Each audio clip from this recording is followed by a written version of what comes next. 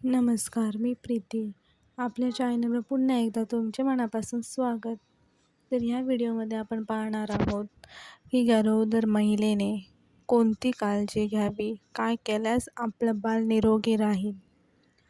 तर सार्वजनिक आरोग्य विभाग, महाराष्ट्र शासन, आरोग्याची वारी, पंढरीच्या दारी, श्री एकनाथ शिंदे मुख्यमंत्री, देवेंद्र फडणवीस, अजितदादा पवार यांनी गरोदर मातेची काळजी कशी घ्यावी याबाबत सुरक्षित बाळंतपण होऊन आई व बाळाच्या जीवाला धोका होऊ नये म्हणून योग्य त्या सुविधा उपलब्ध केल्या आहेत. म्हणून दवाखान्यात अथवा आरोग्य केंद्रामध्येच प्रसूती करून घ्या. आपल्याला योग्य त्या सवलतीसुद्धा मिळतील. नाव नोंदणीच्या वेळी त्यांच्याकडून दिले जाणारे माता बाळ संगोपन कार्डची माहिती करून घ्या, जेणेकरून प्रसूतीच्या वेळेवर आपल्याला कोणतीही अडचण येऊ नये. गरोदरपणात मातेने पहिल्या 12 आठवड्यात नजीकच्या दवाखान्यात, गावातील परिचारिकेकडे अथवा अंगणवाडी कार्यकर्त्याकडे नाव नोंदवावे. आपल्या गावात अंगणवाडी असेल त्या अंगणवाडीत काम करणारी महिला, तिच्याकडे आपण नोंदणी करून घ्यायची अगोदरच. कारण आयत्या वेळेला काय होईल सांगू नाही शकत. त्यामुळे पहिली चौकशी पूर्णपणे करून ठेवलेली बरी. कमीत कमी 4 वेळा प्रसूतीपूर्व तपासण्या करून घ्यावी. 12 आठवड्याच्या आत पहिली तपासणी आणि तपासणी करणे हे गरजेचेच आहे. आपल्या पोटात बाळ वाढत आहे, त्यामुळे त्याची हालचाल, त्याची वाढ कशा प्रकारे होते, काय कमी आहे, आपल्याला काय खावं लागेल याची नोंद डॉक्टर देतात. त्यामुळे तपासणी करणे गरजेचेच आहे. 16 ते 24 च्या आठवड्यात दुसरी तपासणी करावीच लागेल. 28 ते 32 आठवड्यात तिसरी तपासणी करावी. 36व्या आठवड्यात चौथी तपासणी. बाळाचा आकार व वाढ मोजण्यास या तपासण्या उपयुक्त ठरतात. सुरक्षित बाळंतपणासाठी टोल फ्री क्रमांक 102 वर संपर्क साधावा. जर आपल्याला काही गरज असेल तर टोल क्रमांकसुद्धा आहे 102. तो प्रसूती महिलांसाठी मोफत आहे. त्यामुळे याची आपण नोंद घ्यावी आणि तात्काळ तिथे संपर्क साधावा. लहान बालकांना अन्न भरवण्यासंबंधी वारंवार विचारले जाणारे प्रश्न काही असतात. कधी असं होतं की आपल्या घरातले मोठे माणसे किंवा आपल्या वाडीतले लोक आपल्याला बोलतात की हे खा, असं कर. त्यांनी त्यांच्या वेळेला ते केलेलं असतं. पण खरं बघायला गेलो तर पहिला काळ आणि आताचा काळ खूप फरक आहे. त्यामुळे आपण तपासणी करून डॉक्टर आपल्याला काय बोलत आहेत तेच आपण करायला पाहिजे. योग्य ते औषधे, योग्य तो आहार, संतुलित आहार, पौष्टिक आहार आपण घेतला पाहिजे. एक्सरसाइज जी डॉक्टरांनी सांगितली आहे, नॉर्मल चालणं वगैरे ते आपण करायला पाहिजे. काही लोक विचारतात की स्तनपान देणारी माता किंवा तिच्यात कोरोना विषाणूची लक्षणे निर्माण झाली असतील तर काय करायचं? तर त्याचं उत्तर खूप बरेच लोक असे देतात की कोरोना व्हायरसची लक्षणे जसे की सर्दी, ताप किंवा खोकला. आजकाल बरेच लोकांना थोडं जरी काय झालं तरी सर्दी खोकला हे होतोच. त्यामुळे त्याचा परिणाम आपल्या बाळावर होऊ शकतो. खोकला निर्माण झाले तरी माता स्तनपान देऊ शकते. किंबहुना मातेच्या दुधात हा विषाणू असल्याचा पुरावा अजून मिळालेला नाही. स्तनपानाचे फायदे हे संसर्ग होण्याच्या धोक्यापेक्षा अनेक पटीने जास्त असतात.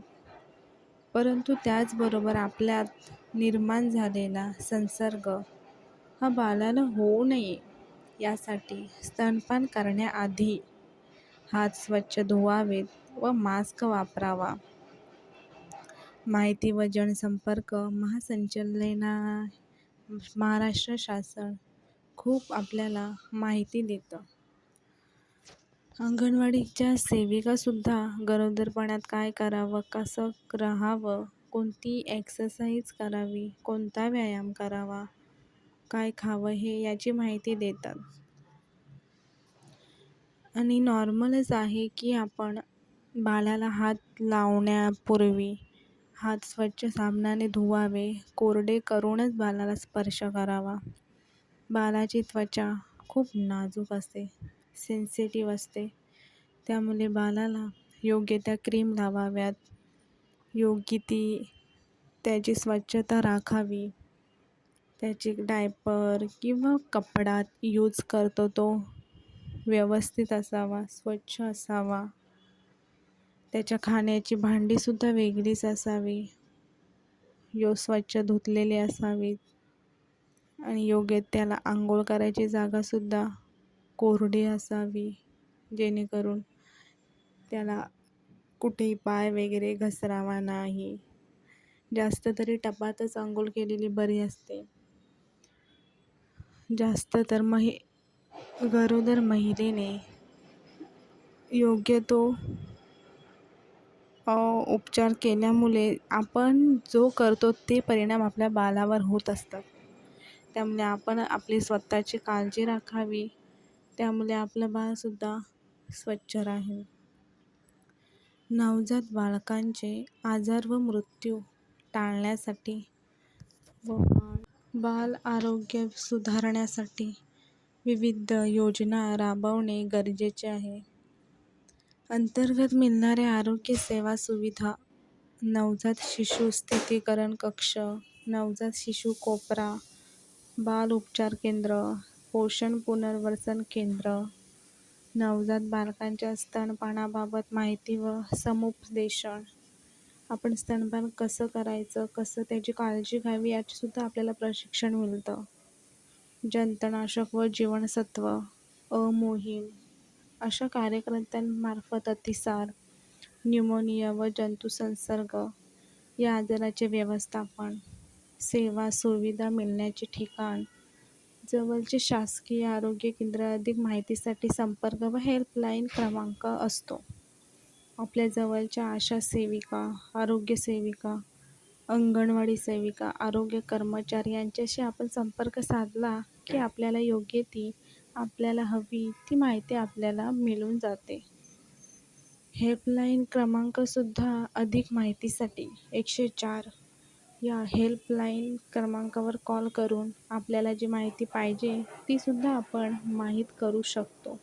ते सार्वजनिक आहे, विभाग शासनाकडून उपलब्ध आहेत. प्रसूतीच्या वेळेवर जास्त आपण बसून जी एक्सरसाइज करतो ती करावी, कारण प्रसूतीच्या वेळेला तेच उपयोगी पडतं. आणि जर तुम्हाला त्याबाबत काही शंका असेल तर तुम्ही हेल्पलाईन क्रमांक 104 वर कॉल करू शकता. आपलं आरोग्य, शिक्षण, संपर्क विभाग, पुणे कुटुंब कल्याण कार्यक्रम, खूप सारे कार्यक्रम असतात जिथे योग्य ती माहिती आपल्याला मिळते. आजकाल कोणावरही विश्वास ठेवू नये, कारण बाळ हे आपलं आहे. त्याच्या सुरक्षेबाबत काळजी आपणच करायला पाहिजे. त्यामुळे लोक काय बोलतात याच्याकडे लक्ष न देता डॉक्टर काय बोलतात ते करा, कारण डॉक्टरांना त्याचा जास्त अभ्यास असतो. त्यांनी ते अभ्यास केलेला असतो आणि बाळ कसं असावं हे त्यांना जास्त माहिती असतं. नागरिकांना कुटुंब नियोजनाची साधने तसेच कुटुंब नियोजन, शस्त्रक्रिया या सेवा उपलब्ध करून देणे कार्यक्रमाच्या अंतर्गत मिळणारे आरोग्य सेवा सुविधा, कुटुंब नियोजनासाठी पुरुष शस्त्रक्रिया व स्त्री शस्त्रक्रिया. आपल्याला कुटुंब नियोजनसुद्धा करायला हवे. आता पहिल्या काळात एका महिला 10-12 मुलांना जन्म द्यायची. पण आताच्या काळात 3, 4, 2 किंवा 1च असतं. कारण आता तशी परिस्थिती बदलली, खर्च वाढला, मुलांना पालनपोषणासाठी घरी महिला असावी लागते. त्यांना आता 2 बाळ असले तर एक आपल्या हातात असतं, दुसरं आपल्या तिकडे खेळतंय एकटंच, कुठे पडतंय. पण त्याच्यासाठी सुद्धा आपल्याला सक्षम राहावं लागतं. त्यासाठी कुटुंब नियोजन हे गरजेचं आहे. कुटुंब नियोजनाच्या तात्पुरत्या पद्धतीमध्ये तांबी, गर्भनिरोधक गोळ्या व विनिरोध यांचा वापर करण्यासाठी नागरिकांना जागरूक करणे व त्या सेवा सुविधा पुरवणे. इंजेक्टेबल या प्रोजेस्टेरॉन संप्रेरकांचा समावेश असलेले गर्भनिरोधक इंजेक्शन महिलांना देणे, अशा खूप साऱ्या योजना तंत्रज्ञानामुळे उपलब्ध झाल्या आहेत. सेवा सुविधा मिळवण्याचे ठिकाण आयुष्यमान आरोग्य मंदिर, ग्रामीण रुग्णालय, जिल्हा रुग्णालय. अधिक माहितीसाठी संपर्क व हेल्पलाईन क्रमांक अशा खूप साऱ्या उपलब्धसुद्धा आहेत. आपल्या जवळच्या आशा सेविका, आरोग्य सेविका, अंगणवाडी सेविका, आरोग्य कर्मचारी यांच्याशी संपर्क साधावा. जवळच्या आरोग्य केंद्राशी संपर्क साधावा. 104 आणि 102 या गरोदर महिलाच्या प्रसूतीसाठी हेल्पलाईन क्रमांक आहे. त्याला सुद्धा आपण नोंद घ्यावी. योग्य तो त्यांचा सल्ला घ्यावा. आपलं बाळ सुदृढ राहावं यासाठी सुद्धा ते आपल्याला प्रशिक्षण देतात आणि ते एक शुल्क नाही, फ्री आहे. आरोग्य शासनाकडून ते उपलब्ध केलेलं आहे. धन्यवाद. व्हिडिओ आवडला असेल तर चॅनलला लाईक, शेअर आणि सबस्क्राईब करा. बाय.